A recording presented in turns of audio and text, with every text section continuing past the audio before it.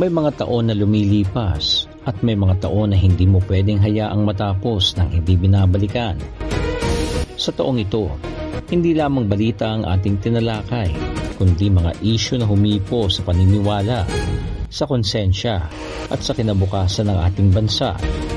Mula sa mga rally ng Iglesia ni Cristo, sa mga paratang, batikos at maling interpretasyon hanggang sa mas malalim na usapin ng politika, hustisya at kapangyarihan.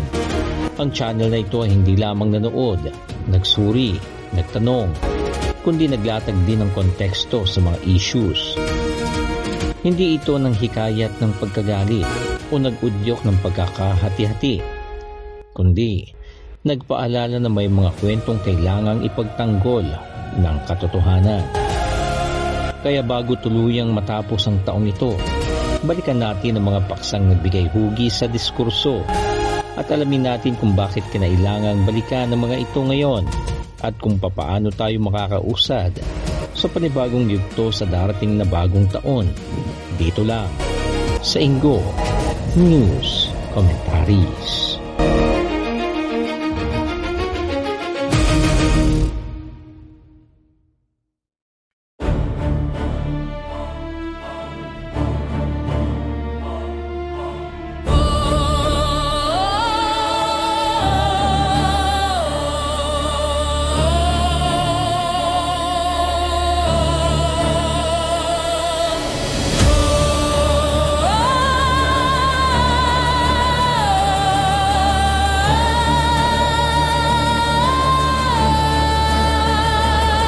Nagsimula ang lahat sa iisang tanong na umalingaw sa social media at mainstream discussions. Bakit magrarally ang Iglesia ni Cristo? Para sa ilan, ito ay nakakatakot. Para sa iba, ito ay kahina-hinala. Ngunit sa masusing pagsusuri at pag-aanalisa natin, malinaw na ang rally ay hindi biglaang emosyonal na pagkilos. Ito ay organisado, disiplinado, at may malinaw na layunin. Ang National Rally for Peace noong Enero 13, taong kasalukuyan, ay hindi panawagan ng kaguluhan, kundi pagpapakita ng kakayahan ng isang organisadong sektor ng lipunan na magsalita ng sama-sama, mapayapa, at may malinaw na mensahe. Sa kabila ng dami ng dumalo, walang malawakang kaguluhan ang naitala. Sa kabila ng tensyon, nanaig ang kaayusan. Bagamat matagumpay ang rally sa aktwal na pangyayari, ibang kwento ang lumabas sa ilang espasyo ng media at online platforms. Anila, palpak di umano ang isinagawang rally ng Iglesia. Marami di umanong galit sa INC. Ito daw ay isang uri ng pagmamanipula at pamumulitika na nakatago sa pananampalataya. Ngunit ito ang mahalagang tanong. Saan nanggaling ang mga paratang na ito? Sa paghimay natin sa mga akusasyon, kapansin-pansing madalas sa opinyon lang ang inuuna ng mga nang-aakusa at hindi kakikitaan ng paglalatag ng ebidensya. Ang sinasabing galit ng nakararami ay kadalasang nagmumula sa iilang boses lamang na pinalakas ng algorithm at pinalala ng bias ng mga bayarang mainstream media. Dito pumasok ang papel ng channel na ito, hindi para manahimik, kundi para i-contextualize ang mga pangyayari. Hindi perpekto ang kahit na anong organisasyon at alam nating lahat yan. Ngunit hindi rin patas na husgahan ng milyon-milyong miyembro batay sa naratibo ng iilang mga taong may bahid ng interes.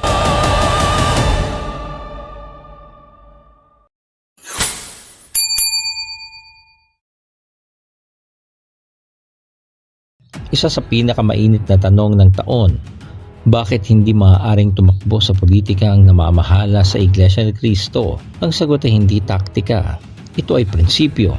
Malinaw na ang linya ng hangganan sa pagitan ng pamumunong espiritual at kapangyarihang sekular ay absolute. Ang impluwensya ay hindi automatikong nangangahulugang paghahari. Kasunod nito, tinalakay din natin ang mas sensitibong ideya. Paano kung ang Iglesia ang gagawa ng lahat ng mga proyekto ng gobyerno?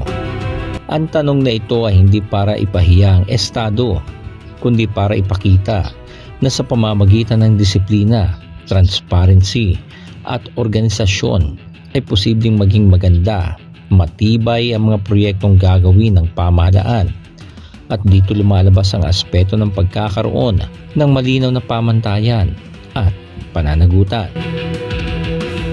Habang papalapit ang susunod na eleksyon, muling sumiklab ang tensyon.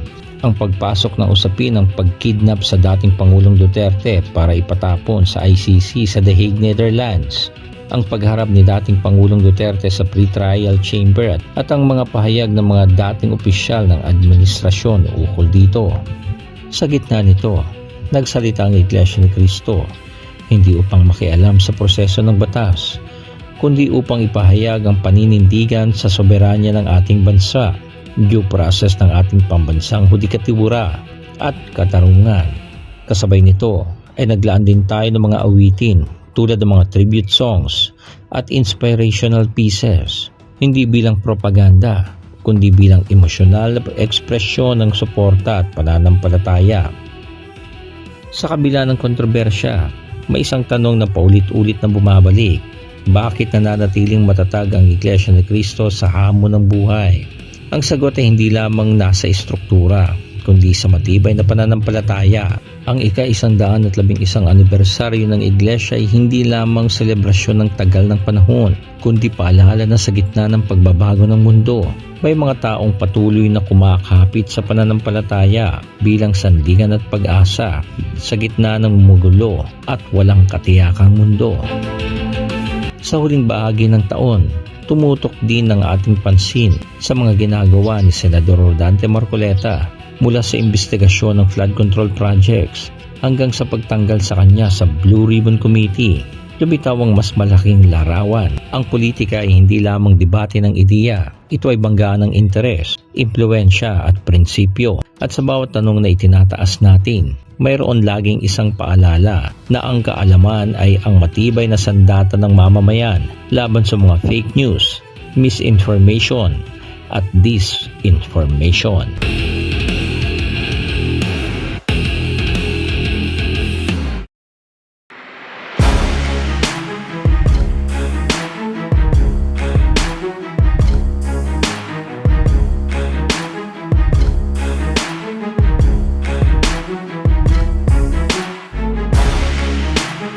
Hindi natin binalikan ang mga paksang ito para sariwain ng galit o para buhayin ng bangayan. Binalikan natin sila dahil ang pagkalimot ay pabor sa maling naratibo. Sa panahon ng mabilis na paghahatid ng mga balita at maikling atensyon, ang pag-unawa ay nagiging bihira o ang pagkakaintindi sa bawat konteksto ay kumikitid. Ito ang dahilan kung bakit kinailangang balikan ang taong ito bago tayo pumasok sa panibagong yugto ng ating pakikipagsapalaran sa magulong mundong ito. Kung nakarating ka sa bahaging ito, isa ka sa mga taong hindi kontento sa mababaw na paliwanag. Kaya naman sa darating na 2026, papasok ang channel na ito sa isa na namang bagong yugto. Mas palalalimin natin ang talakayan sa world events na may epekto sa Pilipinas, Philippine politics and economy na may malinaw na konteksto, Iglesia ni Cristo updates at inspirational playlist bilang pahinga sa gitna ng kaguluhan o sa gitna ng mga matitinding problema at pagsubok sa ating buhay. Kung naniniwala kang mahalaga ang malinaw, mahinahon at may pananagutang diskurso, inaanyayahan ka naming ipagpatuloy ang iyong suporta. Mag-subscribe, magbahagi, makilahok sa talakayan ng may respeto. Hanggang sa susunod na yugto, ito ang ating year-end documentary. Happy New Year po sa inyong lahat.